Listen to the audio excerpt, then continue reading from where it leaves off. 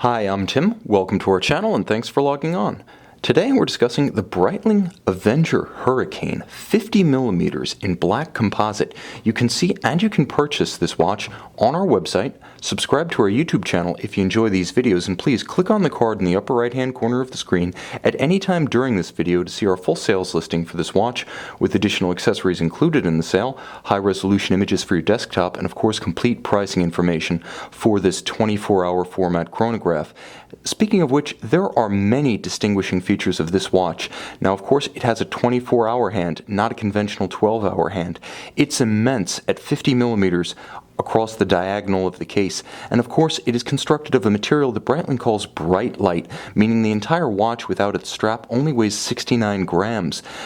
Now, this watch debuted at Basel World 2016 as one of two alternative material watches in the new Breitling lineup.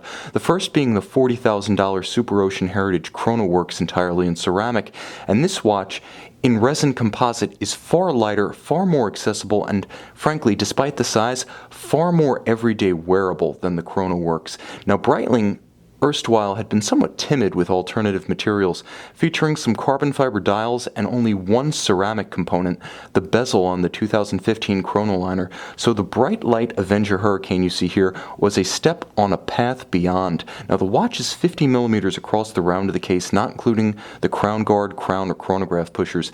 It's 17mm thick, and it has an immense wingspan. We are talking aeronautics since this is Breitling, so the lug-to-lug dimension is 61mm.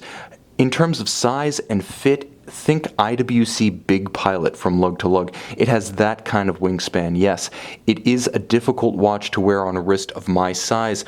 16 centimeters, 6 1/3 inches. If your wrist is smaller than mine, the watch is going to look outsized in every respect. As you can see, the lugs are already overhanging the edge of my wrist.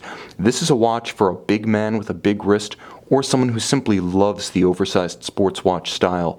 Just remember, at 61mm from lug to lug, you can do the math, and the tail of the tape measure will pretty much inform you whether or not this watch is going to look proportional on your wrist. I will say, however, that it's comfortable. The Breitlight material is a bold step forward for Breitling, because it takes Breitling's traditionally oversized cases and makes them just a little bit more accessible to smaller wrists. Again, because the watch doesn't feel like a boat anchor on the wrist, you can tolerate the fact that it looks completely out of proportion to a normal human forearm. Now, it's paired with Breitling's upscale rubber strap. This is a combination of ballistic textile with a hollowed-out natural vulcanized rubber underside. The ballistic textile gives it a two-tone look in conjunction with the signal yellow highlights, and again, because of the evacuated or scalloped area underneath, it nicely releases heat, sweat, and grit from the wrist on hot days. Now, it's also very light in weight, and it's paired with a buckle that is thoughtfully rendered in Breitlight. Now, this would have been an easy cop-out for Breitling to simply create a blackened titanium or blackened steel clasp on the watch. Most would have said composite case, composite bezel, job well done. But Breitling went the extra mile to create a composite clasp shell, up to the point of creating an inlaid metal track for the push-button slider. Let me see if I can get a good look at it in the light of my light box. You can see that there is an inlaid titanium track for the push-button quick adjust system. It has about 15 to 20mm of adjustment in increments, and that particular inlay is the only metal component in the shell of the clasp, keeping everything nice and light. The swing arm itself is metal, titanium blackened, but again, the shell itself, as well as the push buttons, all rendered in Breitlight. Thoughtfully done and a nice match to the case. Now, the watch itself is kind of like a neo-cosmonaut. If you remember the old reference 809 from the 60s with the 24-hour format, that's very much what we have here.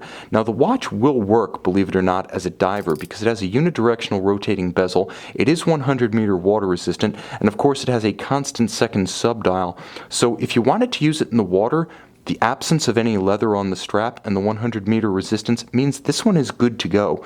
Though it is pilot themed, and with the 24-hour format, you can pretty much set this one to UTC and call it a day. Now, it's an interesting adaptation of the Breitling B01 caliber, in as much as the Manufacturer caliber B01 automatic winding column wheel vertical clutch chronograph 70-hour power reserve has been re-geared so that the hour hand makes that one circuit of the dial every 24 hours. If you are a pilot or if you are in the military, this is quite convenient as it makes telling time in the 24-hour format quite natural, and it does give the watch a purpose. At 50 millimeters, the size makes more sense in the context of a 24-hour dial that needs to fit twice as many hour stations. So again, it's oversized, but not entirely without an underlying logic.